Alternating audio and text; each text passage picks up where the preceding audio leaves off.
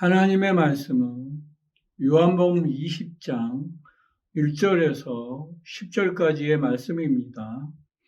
제목은 성경대로 부활하심을 믿음입니다. 살아계신 하나님 아버지, 오늘도 귀한 시간을 주셨사오니 이 시간이 흘러 떠내려가지 않도록 우리 아버지 도와주시고 함께 역사하여 주시옵소서. 이 말씀이 옥토가 된 심령에 100배, 60배, 30배의 결실을 맺을 수 있게 도와주시고, 옥토가 된 정말 또 가시밭 같은 심령도, 길가 같은 심령도, 돌짝밭 같은 심령도 성령께서 도와주셔서 옥토가 된 심령이 되어서 100배, 60배, 30배의 결실을 맺을 수 있도록 우리 아버지 도와주시고 함께 역사하여 주시옵소서.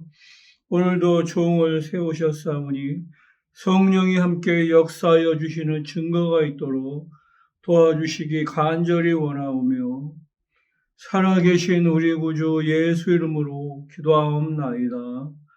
아멘. 우리 하나님은 한 번 뜻을 정하시면 그 정하신 뜻대로 그대로 이루어지는 것을 우리가 잘 알고 있습니다. 하나님의 뜻이라고 하는 것은 하나님의 의지를 이야기하고 있습니다. 그래서 하나님이 한 번 하시겠다고 그 의지를 세우시면 어떠한 피조물도 어떠한 환경에 영향을 받지 않으신 유일하신 하나님이라는 것을 분명히 성경을 통해서 알 수가 있습니다.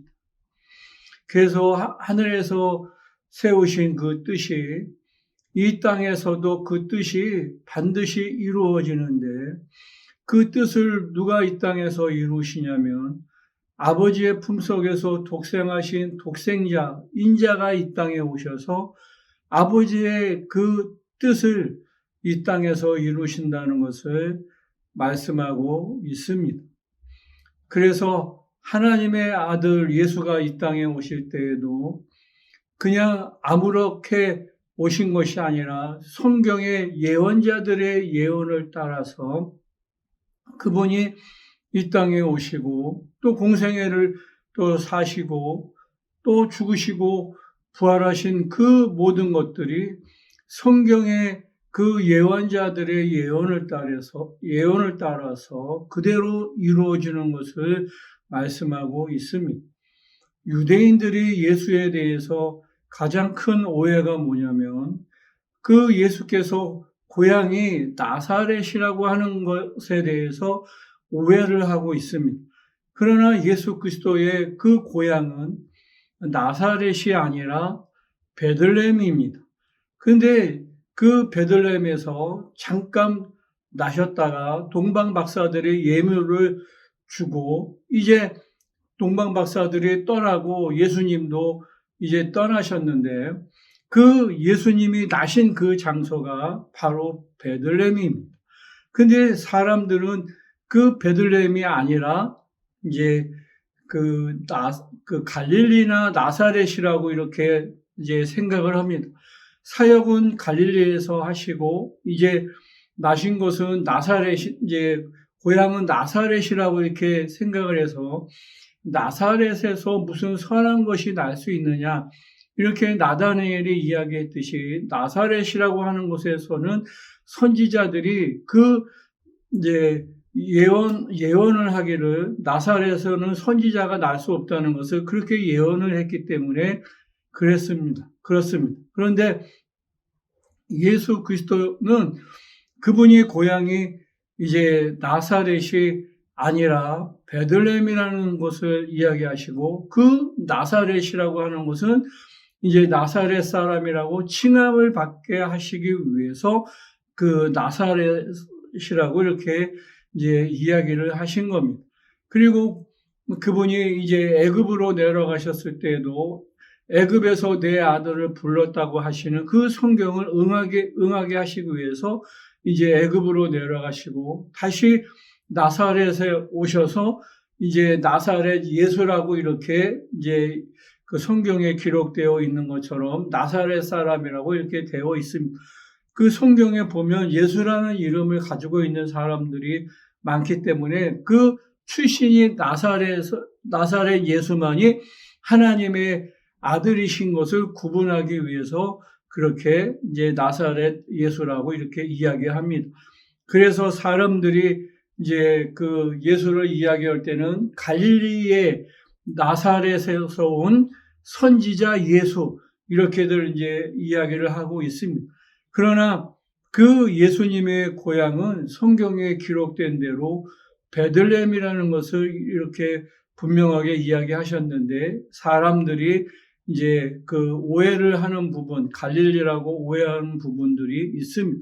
그러면서 그분이 예수께서 이제 공생애를 이렇게 사시는 동안에 십자가에서 죽으실 때에도 그냥 죽으시는 것이 아니라 이사야서 53장에도 말씀하신 것처럼 저가 찔림은 우리의 허물을 위하며 그가 상함은 우리의 죄악을 인함이라고 분명히 말씀하신 그 예언의 말씀을 성취하시기 위해서 십자가에서 죽으시고 또 죽으실 뿐만 아니라 물 한 방울 피 한 방울 남김없이 그분이 다 이 땅에 쏟아주셨다는 것을 이제 잘 알 수가 있습니다.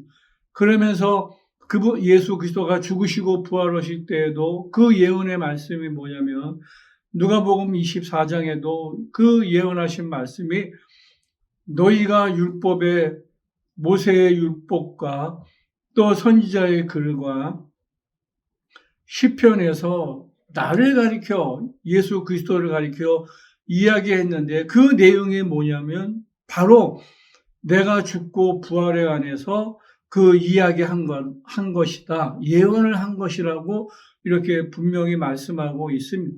그래서 예수가 죽으시고 부활하신 것도 예언을 따라서 이미 그 모세의 율법이나 선지자의 글이나 시편에서 예언하신 예언의 글대로 그분이 죽으시고 부활하셨다는 것을 잘 말씀하고 있습니다. 그래서 우리가 예수를 보면 그분의 공생애를 보면 성경이 하나하나 이루어져 가는 것을 말씀하고 있습니다. 그래서 베레아 사람이라고 하는 것은 성경이 그대로 예수님이 그 성경의 예언을 성취를 이루시는 것을 상고하는 사람이 그 사람이 베레아 사람이라는 것을 잘 말씀하고 있습니다. 예수께서 죽으시고 이제 부활하신 것을 어떻게 동참을 하느냐? 침례를 통해서 이제 동참할 수가 있습니다.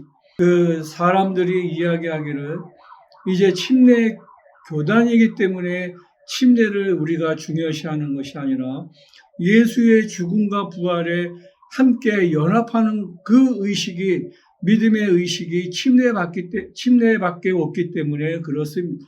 우리가 침례받을 때 물에 들어갈 때 예수와 함께 죽고 물에서 나올 때 예수와 함께 사는 그 믿음의 고백이 침례밖에 없기 때문에 그렇습니다.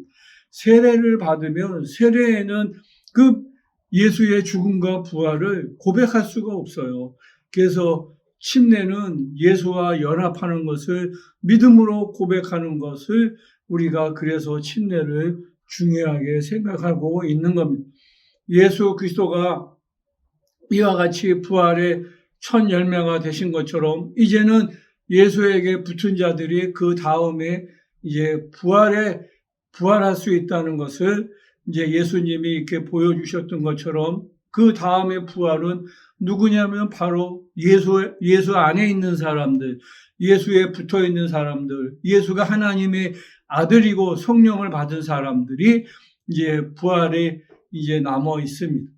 우리가 부활이라고 하는 것은 막연한 것이 아니라 다음에 우리의 차례가 이제 부활이라는 것을 말씀하고 있는데 어떠한 사람이 첫째 부활에 참여할 수 있느냐면 예수 그리스도를 증거하다가 또 하나님의 말씀을 의해서 정말 목배임을 당하는 사람, 우상이나 이제 우상에게 절하지도 않고 짐승의 표를 이마나 손에 받지 않는 사람들, 이 사람들이 첫째 부활에 들어가고 둘째 사망의 해를 입지 않아요.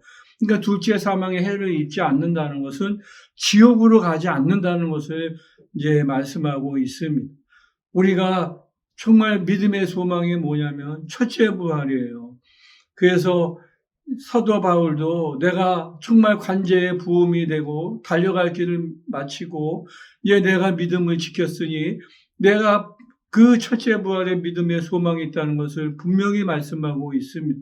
우리의 믿음의 소망이 뭐냐면 첫째 부활에 있다는 것을 분명히 말씀하고 있는 것처럼 우리의 그 여러분과 여러분 가정이 첫째 부활의 믿음의 소망을 가지시기를 예수의 이름으로 이제 축원을 드리겠습니다. 이 성경의 모든 예언의 말씀은 다 이루어졌어요. 그러나 딱 한 가지 이루어지지 않는 것이 있는데 그게 뭐냐면 예수 그리스도의 재림입니다. 요한복음의 14장의 1절, 2절, 3절에 보시면 너희는 마음에 근심하지 말라. 하나님을 믿으니 또 나를 믿어라. 내 아버지 집에는 거할 곳이 많은데 내가 처소가 준비되면 너희를 데리러 오신다고 분명하게 약속하시고 있습니다. 이제 그리스도가 우리를 데리러 오실 그 날, 그 첫째 부활이 이제 남아 있다는 것을 여러분들이 잘 아셔서 정말 신앙생활을 하되 목숨을 다하고 마음을 다하고 뜻을 다하고 힘을 다해서 여러분들이 정말 영적 생활 잘 하시기를 예수의 이름으로 축원을 드리겠습니다.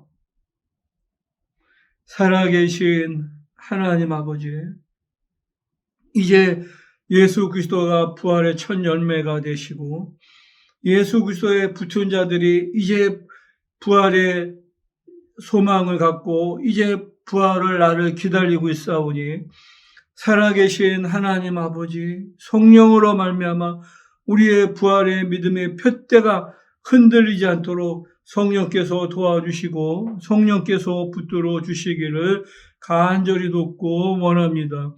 예수가 채찍에 맞으심으로 말미암아 정말 또 건강하게 도와주시고 예수가 줄이심으로 말미암아 우리가 부유하게 도와주시고 예수가 징계를 받으심으로 말미암아 우리의 심령이 평안하게 도와주시고 예수가 십자가에서 이제 죽으심으로 영혼도 육체도 생각도 거룩할 수 있도록 성령이 정말 도와주시고 함께 역사하여 주시옵소서.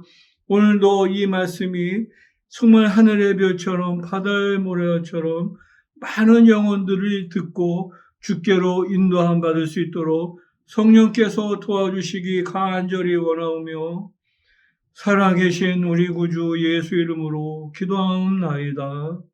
아멘.